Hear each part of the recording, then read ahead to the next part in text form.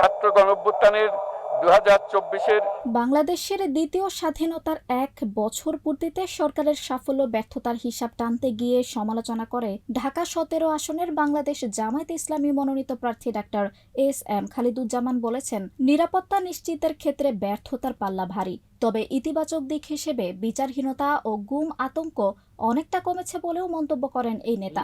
বর্তমান সরকারের আমি বলবো যে ব্যর্থতার পাল্লাই ভারী বেশি। একটা বিপ্লবোত্তর যে সরকার গঠনের পরে মানুষের যে নিরাপত্তা, বিশেষ করে মানুষ তার নিজস্ব যে অধিকার নিয়ে শান্তিপ্রিয় বাংলাদেশের মানুষ যেভাবে থাকতে চেয়েছিল, সরকার সেটা করতে অনেকাংশেই ব্যর্থ।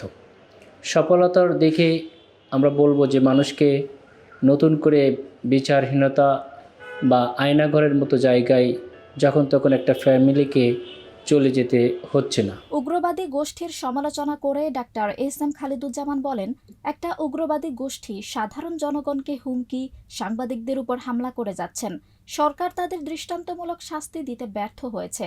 এটা স্বাধীনতার চেতনার সঙ্গে সাংঘর্ষিক বলে অভিমত দিয়েছেন তিনি। একটা বিশেষ দল তারা এখনও উগ্রবাদিতার মতো বলছে যে এই কথা বললে তার জিহ্বা কাটা হবে, বা অমুকবাকে পাথর মেরে, ইট দিয়ে সাংবাদিক হত্যা, পাথর মেরে মানুষ হত্যা, এগুলো আমরা দেখেছি।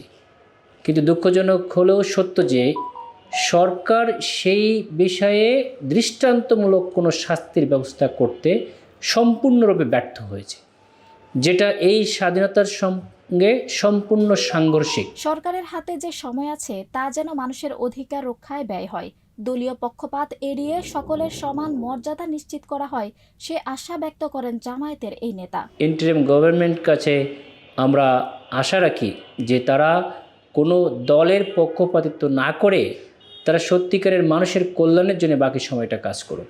জুলাই সনদকে বিপ্লবের দলিল বলা হলেও তাতে ফ্যাসিস্ট শাসনকে সহায়তাকারীদের যুক্ত করা এবং আলোচনা টেবিলে বসানোকে সনদের পূর্ণ সার্থকতায় বাধা হিসেবে দেখেছেন জামায়াত নেতা ডাক্তার এস.এম. খালিদুজ্জামান।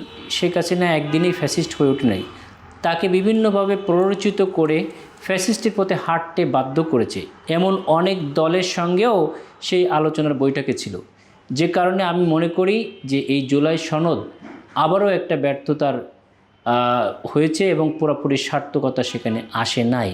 যুব সমাজের অঙ্গীকার প্রকৃত স্বাধীনতা ও শোষণমুক্ত বাংলাদেশ গড়তে এই ব্যর্থতা প্রতিহত করা হবে। সেটা পর্যবেক্ষণ করছে আমাদের মতো যারা যুব সমাজ। আঞ্জুম হাকারবি, প্রজন্ম 24।